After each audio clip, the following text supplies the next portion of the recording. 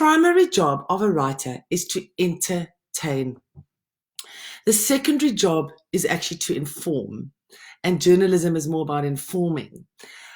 Entertaining is a big word because we feel like it means we've got to put on a bit of a show for a reader.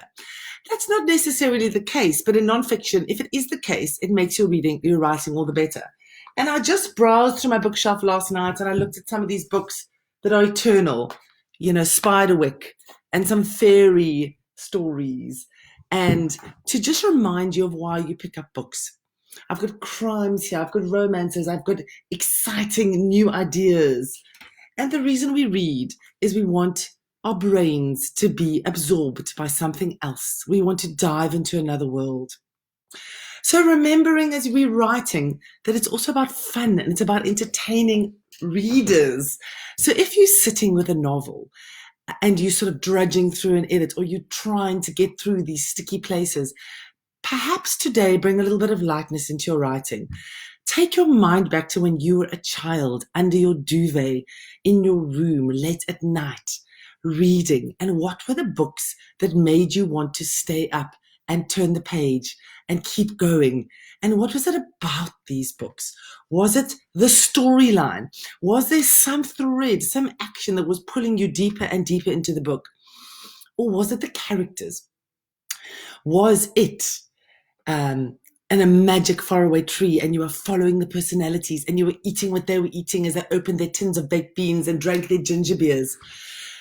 So start to identify what are those elements in a book that really, really get you excited. I know for myself, if I'm talking about novels, I love to totally forget the real world. And it's often the reason I'll read crimes, or I'll often pick up a young adult or a new adult dystopian fantasy, because for that time that I'm reading, which can be 10 hours, maybe I'll stretch it out if it's an audiobook and I fall asleep, maybe it'll be 18 hours, I have forgotten about the problems of my life. I am unpacking that crime. I'm with the detective. I'm trying to figure it out. But as well as trying to figure out the crime, I'm also loving the character. If we don't love your character, we're not going to continue reading. So please bear this in mind. For both novels and nonfiction and memoir, we must want to spend time with you. So when you are crying, that's the first real big element when you're sitting here writing. The first is having fun. And the second is asking yourself, would I want to spend time with this person? So if it's yourself in memoir, are you engaging as a character?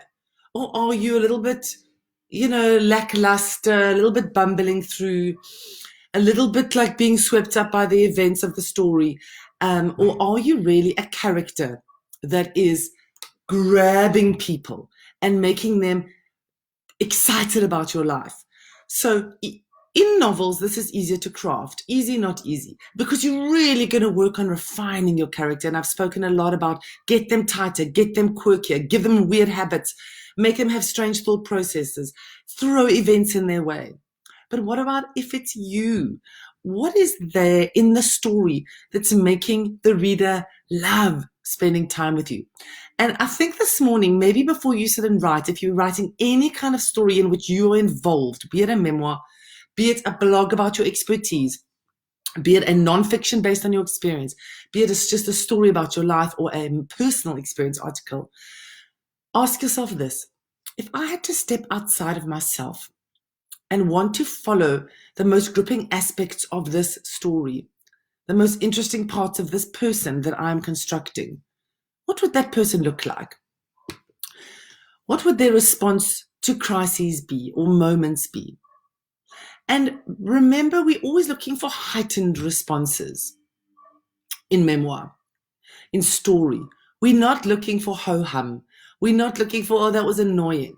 We're looking for big things. We're looking for rage. We're looking for pain. We're looking for desperation.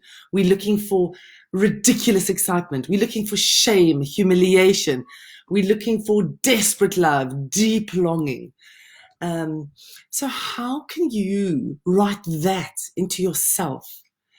And it feels a little bit silly at times. It feels a bit silly We like to underplay, particularly if we come from the kind of British colonial derivative emotional containers, or the European. The Latins are more flamboyant with emotion. Americans can be quite outright without trying to be too generalized, but we do find in writing. And when we look at the pedantic and solid crime stories that come from the Nordic countries, we see these kind of differences. But readers and reading tastes are calling for characters that really engage with life, crafted personalities. So have fun with that today. Have fun with your writing. Make yourself more extreme than you are. We don't need to know everything about you. We don't need to know you're a solid eater. We want to know those parts of you that are exciting, extreme, engaging to readers. And if you are working on nonfiction pieces, the way we build character is in tone.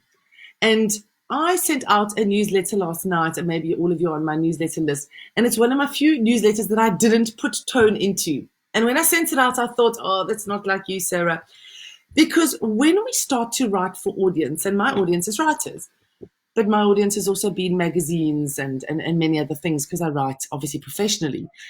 The primary job is to go, I'm sending them 2 minutes of reading. How is this really going to elevate them out of their normal life? How is this going to grab them and entertain them? So the way we do this in short form writing, newsletters, communications, is we give it a lot of tone. So many of you who've done our courses know we give you tone documents, and we ask you, what is your tone when you write? Kate's is kick-ass and direct and confrontational. Mine is always quite humorous. So I'd like to bring in popular culture references and humor, and very down to earth.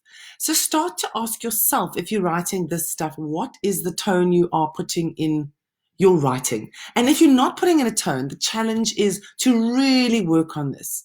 So those of you who are coaches or life coaches who are writing a book, this is absolutely critical. And I know lots of you, and I know you've got big brands. And the challenge is to really ramp up the tone, is to get attitudey, is to use catchphrases, is to talk directly to readers, to ask them questions, to challenge them as if you're sitting in a session in front of them, to tell them to do things, to get bossy, to get confrontational. Or you want to be very big sistery and warm and empathetic, which is a lovely tone at the moment to have. We're all in this together. Are you feeling like I'm feeling? I'm feeling desperate. I'm feeling like I want to murder my children. So you start to draw readers into a conversation with you. So the reminder, again, just to go back to the overall topic, is to entertain your reader. And we use that as writers by our words. So you may be working on a second draft where you've got a good enough story, and you now are going, is this entertaining enough? Do they want to turn the page? Are they enjoying this experience of diving into my world, my argument, my character, my experience? And as you write today, have fun with that. I see some of you have watched now, and you can join now, and you can watch the replay. So as you sit today, have fun with that. Have fun with the level of entertainment you can bring to your writing. Continually up the ante, get more outrageous, more excited, use better words, use more tone and attitude, and that's what makes you stand up above the noise. It's not just the quality of the argument that you're presenting to your reader, it's the attitude you come into the writing with. So play with words today, commit to something that you will not stand up until you have finished. So please sit down today, commit to your bum time, and get it done. And we'll check in with you later today.